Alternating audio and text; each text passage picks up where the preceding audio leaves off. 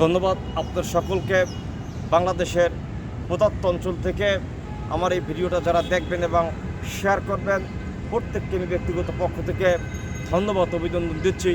আজকের যে বিষয় আমি বাংলাদেশের গণমানুষকে উপস্থাপন করতে চাচ্ছি, মাননীয় প্রধানমন্ত্রী, আমি আপনাকে বলতে চাচ্ছি যে বাংলাদেশের ছাত্র সমাজরা আজকে যে কোঠা আন্দোলন করছে, যে কোঠাভিত্তিক চাকরি দেওয়ার বিরোধিতা করে তারা যে আন্দোলন সংগ্রাম করছে এবং জনপথে যে পরিবেশ তারা সৃষ্টি করছে, সাধারণ মানুষের চলাফেরার জন্য বিঘ্ন হচ্ছে।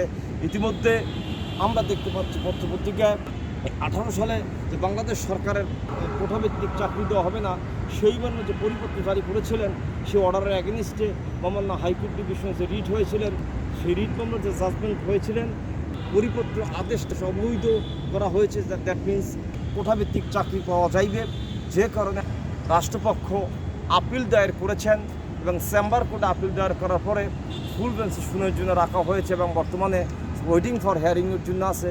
ইতিমধ্যে আন্দোলনকারী ছাত্র সমাজটা কিন্তু বাংলাদেশে আন্দোলন করছে বিভিন্ন অঞ্চলে, যে কোঠাভিত্তিক কোনো চাকরি হতে পারে না, মেধাভিত্তিক চাকরি হবে। এটা একটু সম্মানজনকভাবে সমন্বয় করার জন্য মাননীয় প্রধানমন্ত্রী আমি আপনাকে উদ্যোক্তা আহ্বান করছি।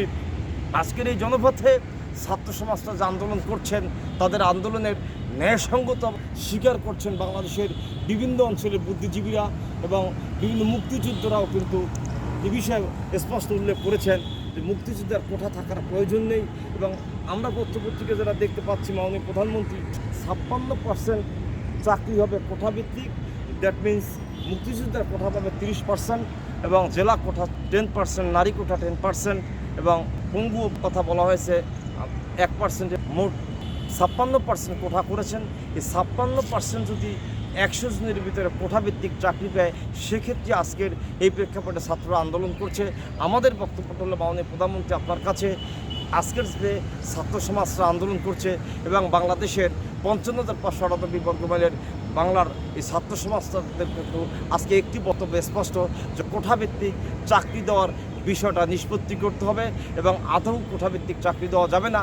তারা যে আন্দোলন নিয়ে আজকে জনপথে নামছেন, সে আন্দোলনটা বাংলাদেশের সাধারণ মানুষরা এবং বাংলাদেশের গণমানুষরা স্বীকৃতিও দিয়েছেন মাননীয় প্রধানমন্ত্রী। আমার মাননীয় প্রধানমন্ত্রীর কাছে বক্তব্যটা হলেন, মাননীয় প্রধানমন্ত্রী বাংলাদেশ সুপ্রিম কোর্টের অ্যাপিলেট ডিভিশনে শুনানির জন্য এই মামলাটা রয়েছেন এবং বাংলাদেশ প্রতিদিন পত্রিকায় দেখতে পাচ্ছি ইতিমধ্যে আরও 2 জন ছাত্র সেই মামলায় অংশগ্রহণ করেছেন এবং শুনানির জন্য 9 তারিখও ছিল না, পূর্ণবার শুনানির জন্য হয়তো বা অ্যাপিলেট ডিভিশনে রয়েছেন। কিন্তু আজকের এই ছাত্র সমাজরা যে আন্দোলন সংগ্রাম করছেন, সে আন্দোলনের কারণেই কিন্তু জনপথে বিভিন্ন ধরনের পরিবেশ সৃষ্টি হচ্ছেন, সাধারণ মানুষের চলাফেরার জন্য কষ্ট হচ্ছেন। মানে আমার মাননীয় প্রধানমন্ত্রীর কাছে বক্তব্যটা হলেন, মাননীয় প্রধানমন্ত্রী, আপনি শতাব্দীর মহাপুরুষ, 1000 বছরের শ্রেষ্ঠ বাঙালি, জাতির জন্য বঙ্গবন্ধুর সুযোগ্য কন্যা আজকের বাংলাদেশের প্রধানমন্ত্রী। মাননীয় প্রধানমন্ত্রী, আপনার পক্ষে সম্ভব এই বাংলাদেশে কোঠাভিত্তিক যে আন্দোলনটা চলছে, সে আন্দোলনের সমস্যা সমাধান করা একমাত্র আপনার পক্ষে সম্ভব মাননীয় প্রধানমন্ত্রী।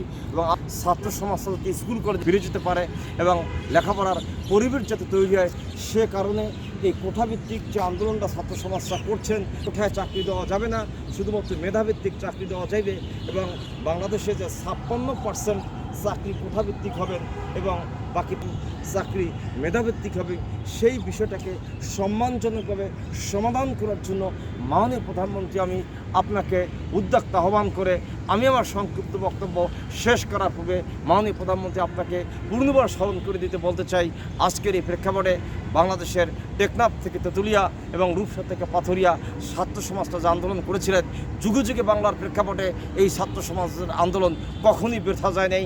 আপনি বাংলাদেশের ইতিহাসকে পর্যালোচনা করে দেখেন, এই বাংলার শুরু থেকে এ পর্যন্ত যতগুলো আন্দোলনে সাকসেস হয়েছে, এই ছাত্র সমাজদের আন্দোলনের কারণেই এই বাংলাদেশে সাকসেস হয়েছেন। অতএব এই আন্দোলন বিফলে যাওয়ার কোনোরকম সুযোগ নেই মাননীয় প্রধানমন্ত্রী। অথবা আপনাকে সবিনয় নিবেদন করে বলতে চাচ্ছি, এই কোঠাভিত্তিক বিষয়টা সম্মানজনকভাবে সমস্যাটা সমাধান করার জন্য আপনাকে উদ্যোক্তা আহ্বান করে আমি আমার সংক্ষিপ্ত বক্তব্য শেষ করছি। ধন্যবাদ আপনার সকলকে। সুস্থ থাকবেন, ভালো থাকবেন।